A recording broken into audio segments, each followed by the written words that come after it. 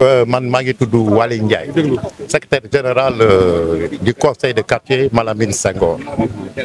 voilà lan moo xew fii askan bi lan ngeen génn fii. waaw li xew mooy fii y a un monsieur bu ñuy wax Madiama Ndiaye moo andi ay papier nee na frère am Souleymane Ndiaye bi nekk Europe moo jënd fii d'accord 393 mètres carrés titre foncier à 1 million man na tey xel. ku ko jaay. ah am na ne daal dañ ko kaa jaay maa ngi bordereau analytique bi nag mi ngi sama poche ndax moo ko andi mi ngi sama téléphone mun ma ko génnee nii di ko wane d'accord mais da ko jënd un triangle soo xoolee fii mooy mbedd bi jógee buntu depp ñëw ba fii dem ba angle Serigne Fallou ñëpp dañu aligné mais qu'est-ce qu'on a vu moom aligné wul te soo ko jëlee fee tali bi ñëw dugg nii sur son plan il a 24 mètres 41 ndax soo xoolee ci plan de masse il est aligné mais sur l'extrait de plan il n'est pas aligné dafa dugg nii yéen gis ngeen fu mu commencé implanté dugg te fii 24 mètres 41 moom mu bëgg ko ñëw sës ci kër gi donc là ça fait plus de 24 mètres 41 ça fait plus donc ñun loolu mooy suñu problème ak moom na jël li mu moom aligné ci fii ak fële prendre son triangle jàmm ne ñooy mu bàyyi suñu yoon mbedd bi la bëgg a fatt mbedd bi mooy dem ba cité Pilo waaw te mbedd bi monsieur le maire ñun dem nañu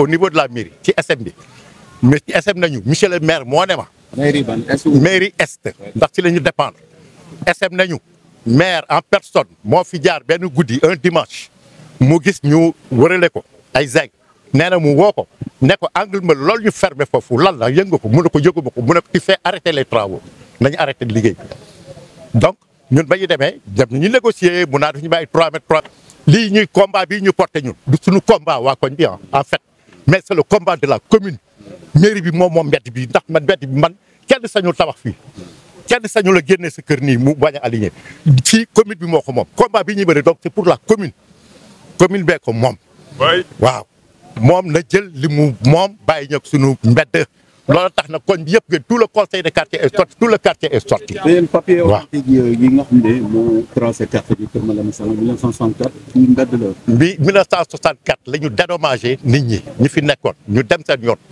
ñu jox leen seen i kër feneen mais on ne sait pas par quelle magie la ñu lijjantee ba amaat fii titre foncier waaw loolu la. foncier ban at la ko am. titre foncier bi en 2022. waay si 2022 j'ai tout sama téléphone après dinaa leen ko jox naa ko tiré jox leen ko par WhatsApp. waaw yëpp am nañ ko ñun parce que loolu sax moom moo ko andi ñun defaruñ ko moom moo defar son plan andi bordereau analytique bi daal di koy joxe donc fii ça fait 24 mètres 41 te benn loolu 24 mètres 41 day yegg ci digg tali bi une dame bu ñuy wax Aram Ndiaye au cadastre moom moo defar plan bi. waaw yow nee nañu arrêté bañ demee SM lu ñu fa mujjee wax dafa nañu waa ji arrêteel yéen tamit bu leen ko yàqal dara seetaan leen ko arrêté yi da ñëpp arrêté man dinaa wax maire mu ñëw fii ak directeur cadastre ak directeur urbanisme ñu ñëw ñu xool ñu tranché ñun loolu lañ doon xaar ci attente boobu la ñu nekkoon mais qu'est-ce qu'on a vu tey ñu xëy ñu yeew gis ko mu ñu commencé di implanter ah non là on se pose. oui ah dem ngeen ci yoon parce que suñu yoon mooy jël nañu avocat bi woo na directeur u DSCOS woo le juge ne leen mënumaa ñëw parce que maa ngi étudier dossier bi loolu la leen wax donc ci loolu lañu nekk ak ñu ne ko d'accord may leen nga temps boobu donc ñun ci attente boobu la ñu nekk. ngeen écarté wu leen médiation mais bu amul ba fan ngeen fas yéene dem ci. jusqu'au bout avec lui. mooy lan mooy lu mu ci bañul na ko bind nañ ñoom Ousmane le premier Ousmane Sonko. jubal jubanti rek. ndax réew mi loolu la laaj ñi fi daan am moo fi dut amati. way prédation foncière moo fi dul amati yooyu c'est fini on a vu le cas de Mbour 4 et yeneen président dafa ñëw loolu la njëkk a attaqué donc vraiment loolu dañ koy saluer man président je dis que votalu ma ko mais loolu bu def la je le salue ak premier ministre je salue ça votalu ma ko mais li mu def loolu d'abord ci d'accord jubal jubanti plus de prédation foncière dans ce pays. bu leen autorité municipale yi seetaan yeneen. fii gis ngeen nu mu demee ba cité. fii dafa dem ba buntu dépôt continuer ba àgg Serigne Fall. mais moom mu bañ a aligné. bu ko yoon joxee dëgg ëllëg maanaam. su ko yoon joxee ëllëg dañuy attaqué waat encore waaye on fait appel. Je m'appelle Issa Fall, professeur de mathématiques à la retraite. Je parle sous la supervision du chef de quartier, M. Doudou Mbaye, le quartier Kër Malamine Senghor. Effectivement, on s'est levé un matin, une tierce personne est venue prétextant que le terrain lui appartient et qu'il va construire sur le terrain et fermer la route de servitude, empêchant les populations de se déplacer normalement. Cette route-là existait depuis 1964 après avoir découpé la régie des chemins de fer. La route est passée. Lorsque la route est passée, on a dédommagé les habitants de ce milieu par 4 maisons. D'autres ont, en 1964, d'autres ont quitté pour aller habiter là sans infraction. Mais d'autres sont revenus pour faire les restants, pour en faire des titres fonciers et le revendre prétextant que ça leur appartient. C'est ainsi que le nommé Madiama Ndiaye, sous la direction de son frère Souleymane Ndiaye, ont acheté le terrain à 1 million de francs. Je pense que si je dis 1 million, tout le monde doit s'interroger parce qu'un terrain en ville, en pleine ville, un titre foncier qui coûte 1 million, il y a anguille sous roche. La superficie, 393 mètres carrés, c'est-à-dire 3 arts 93 centiards. Lorsqu'on a saisi le monsieur, on a essayé de le raisonner, on a essayé de négocier. En vain, il persiste, il signe. Lorsqu'on est parti au DESCOS, il a amené des papiers de l'archive nationale, ce qui n'est pas normal. Et lorsqu'on a saisi un avocat, il est revenu encore pour dire que l'avocat a dit qu'il a raison. Je précise, l'avocat Maître Fati, il m'écoute bien. Je viens de quitter les lieux de Maître Fati.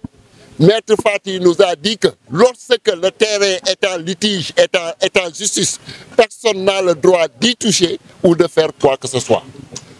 La population, réunie comme un seul homme, sont venus sur le terrain pour défendre la cause la plus noble, c'est-à-dire ne touche pas à mon quartier. Ainsi,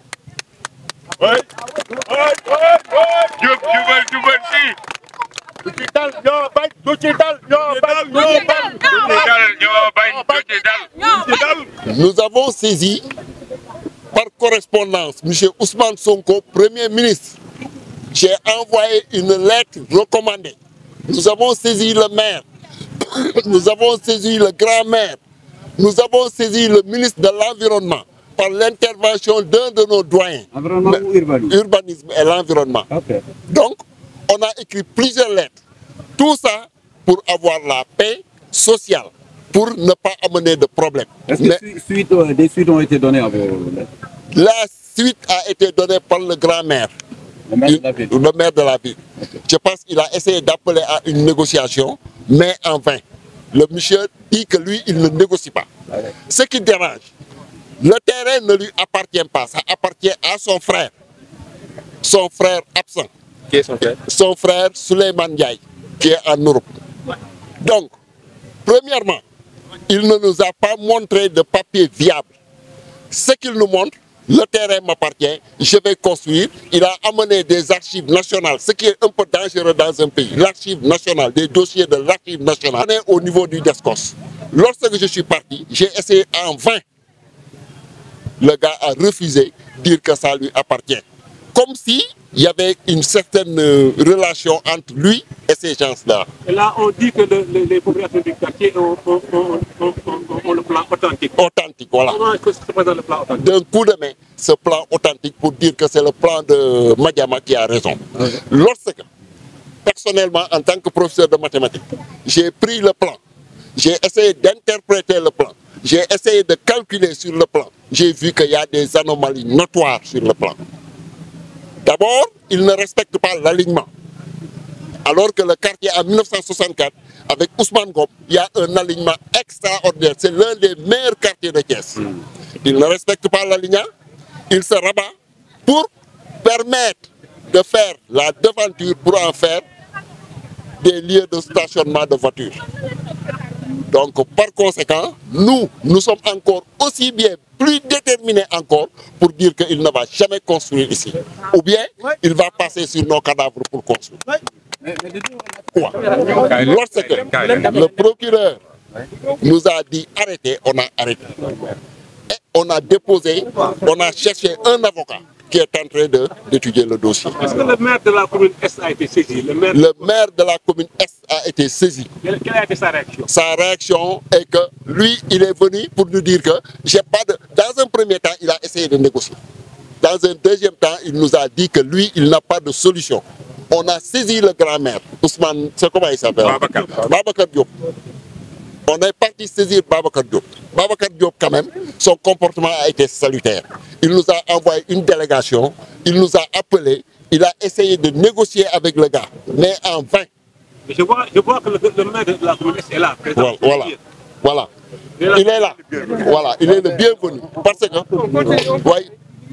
Parce que lorsqu'on a suivi l'émission télévisée du maire, on a vu que le maire est venu pour dire qu'il n'y a plus de possibilités, le terrain lui appartient.